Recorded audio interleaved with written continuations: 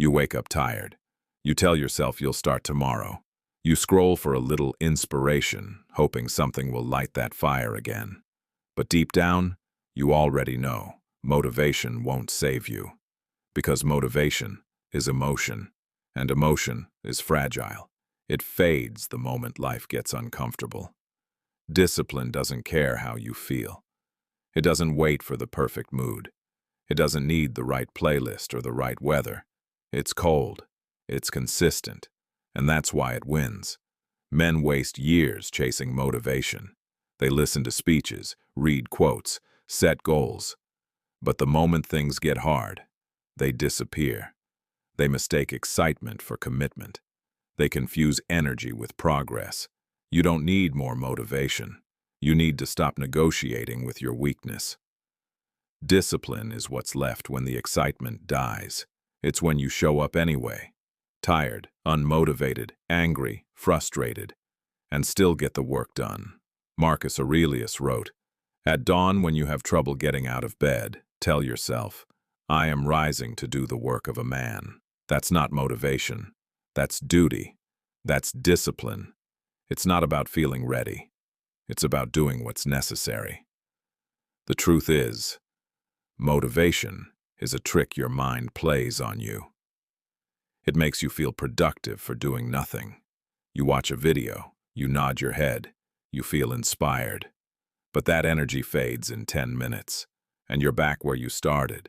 The same bed, the same excuses. Discipline doesn't ask if you're ready. It commands you to move. Every time you choose discipline over comfort, you build strength no motivational speech could ever give you. You become grounded, unshakable, because you stop depending on emotion to guide your life. The men you admire, the ones you call great, they weren't motivated every day. They were consistent. They worked when it was raining. They trained when no one watched. They built their legacy in silence. They understood one thing. Motivation is for amateurs. Discipline is for men who lead. Because when you rely on motivation, you live like a slave to circumstance. When you live by discipline, you move like a king. You don't need to feel good to do good. You don't need to be inspired to act. You just need to act. And let discipline shape you. This is where greatness begins, not in the fire of motivation, but in the quiet, repetitive grind that no one sees. That's where you forge yourself. That's where boys turn into men. That's where emotion dies, and duty takes over. Because in the end, it's not about how you feel. It's about what you do. Most men wait for the right moment.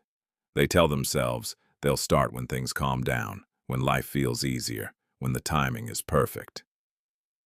But discipline doesn't live in comfort. It grows in chaos. You have to understand this. Discipline is not built on motivation. It's built on resistance. The resistance you feel when your body says no and your mind says, move anyway. Every time you push through that resistance, you are teaching yourself something powerful, that your emotions are not your master. Epictetus once said, "No man is free who is not master of himself, and mastery is not given. It's earned. Rep by rep, day by day, failure by failure." You will have days when you don't feel like doing it, when you wake up and everything in you screams, rest, and maybe you should, if you've earned it. But most of the time, rest is just disguised weakness. Your mind is testing you, asking if you really mean what you say you want. You think discipline is a routine. It's not. It's a rebellion against the soft voice that tells you to take it easy, against the comfort that wants to keep you average. The world has too many men who say they want greatness but live like comfort is their god. They talk about ambition, but their habits betray them. You can't build discipline with words. You build it with repetition, through boredom, through pain, through silence. When you do what you must, again and again, without applause, without validation, without reward. That's the moment the world starts taking you seriously. Because now you've proven something most men never will, that you can depend on yourself. Motivation fades the moment you stop feeling good. Discipline lives when you stop caring how you feel. And once you understand that, you'll never fear another hard day again. Marcus Aurelius said, "Waste no more time arguing about what a good man should be. Be one. That's discipline. Not talking, doing. Not planning, executing. Not waiting, becoming." When you live with discipline, your path becomes simple. Not easy, but clear. You stop chasing excitement and start chasing progress. And that's when the shift happens. You stop needing motivation altogether, because the disciplined man doesn't rely on external energy. He creates his own. He knows the power of momentum. He knows that one disciplined act fuels the next, and soon he doesn't need to convince himself to act. Action becomes his nature. That's what separates men who dream from men who do. One waits for inspiration. The other acts without permission. The world doesn't remember those who felt ready. It remembers those who moved regardless. And if you want to be that man, you must stop worshiping motivation and start respecting discipline.